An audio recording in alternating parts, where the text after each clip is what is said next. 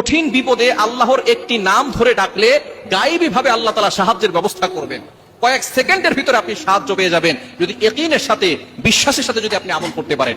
নবীজি সাল্লাল্লাহু আলাইহি সাল্লামের পালক পুত্র যায়েদ বিন হারেসা রাদিয়াল্লাহু তাআলা আনহু, নবীজি সাল্লাল্লাহু আলাইহি সাল্লাম তাকে বললেন, যায়েদ বিন হারেসাকে বললেন, যায়েদ, যেহেতু মক্কার ভিতরে অনেক হইচই শুরু হয়ে গেছে, মুসলমানদের উপরে নির্যাতন করতেছে, যায়েদ তুমি মদিনায় চলে যাও। যায়েদ রাদিয়াল্লাহু তাআলা আনহু বললেন, ইয়া রাসূলুল্লাহ, ইয়া হাবিবাল্লাহ, আপনাকে মক্কায় রেখে আমি মদিনায় যাব, এটা তো হয় না। আপনাকে না নিয়ে আমি মদিনায় যাব না।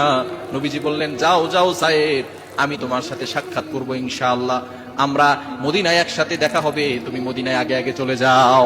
যায়েদ বিন হারেসা রাদিয়াল্লাহু তাআলা আনহু নবীর কথা শুনে রওনা হলেন মদিনার দিকে। প্রতিমধ্যে একজন মুনাফিক, সে মুসলমানদের ভেষ ধরে যায়েদ বিন হারেসার সাথে দেখা করলো আর বলল, আমিও তো মদিনায় যাব, চলো। লম্বা রাস্তা, মক্কা থেকে মদিনায় হেঁটে যেতে কয়েকদিন কয়েক রাত সময় লেগে যাবে। যায়েদ বিন হারেসা মনে মনে চিন্তা করলো, এই লোক যদি আমার সাথে যায় আমার একজন সফর সঙ্গী হবে।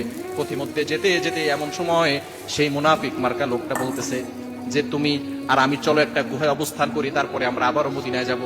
গুহায় অবস্থান করার পরে এমন সময় এই লোকটা যে মুসলমানের রূপ ধারণ করেছিল সে বলতেছে, যায়েদ, আমি তোমাকে হত্যা করব। যায়েদ রাদিয়াল্লাহু তাআলা পেরেশান হয়ে গেছেন, হাত পা বেঁধে ফেলেছে আর বলতেছে, তোমাকে আমি হত্যা করব। যায়েদ বলেন, তুমি আমাকে কেন হত্যা করবে? লিমা তাকতুলুনি, তুমি আমাকে কেন হত্যা করবে? সেই লোকটা বলতেছে, তুমি মুহাম্মদের খুব কাছের মানুষ আর মুহাম্মদ হচ্ছে আমার দুশমন, তোমাকে হত্যা করলে মুহাম্মদ কষ্ট পাবে আর আমার কাছে ভালো লাগবে। এই কথা বলার সাথে সাথে যায়েদ বিন হারেসা রাদিয়াল্লাহু তাআলা আনহু চিন্তিত হয়ে পড়লেন। এমন সময় সেই মুনাফিক মার্কা যেই লোকটা ছিল তাকে তরবারি দিয়ে আঘাত করবে, এমন সময় পিছন থেকে কে যেন অদৃশ্যভাবে ডাকতেছে, লা তাকতুলহু, তাকে হত্যা করো না। সেই লোকটা যখন বের হয়েছে, বের হওয়ার পরে দেখে কেউ নাই।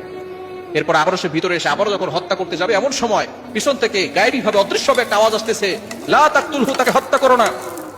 এবারও সে বাহিরে গিয়ে দেখে কেউ নাই, আবারও সে এসে হত্যা করতে যাবে, এমন সময় বাহিরে থেকে অদৃশ্যভাবে আওয়াজ আসতেছে, লা তাকতুলহু, তাকে হত্যা করো না। এরপরে সে বাহিরে যাওয়ার পরে দেখে একজন সাদা পোশাক পরিহিত এক যুবক ঘোড়ার পিঠ থেকে নেমে তরবারি দ্বারা আঘাত করে তার শরীর থেকে মাথাটা আলাদা করে দিয়েছে।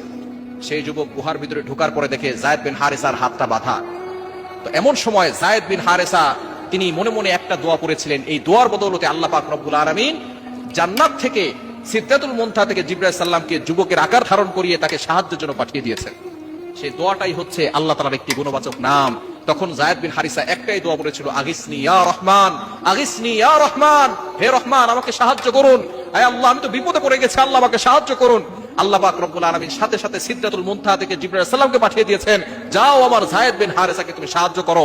আল্লাহ পাক রব্বুল আলামিন গায়েবী ভাবে সাহায্য পাঠিয়েছেন। সুতরাং যায়েদ বিন হারেসা রাদিয়াল্লাহু তাআলা আনহু যে নামটি করে দোয়া করেছিলেন সেটা হচ্ছে আগিসনি ইয়া রহমান, আগিসনি ইয়া রহমান।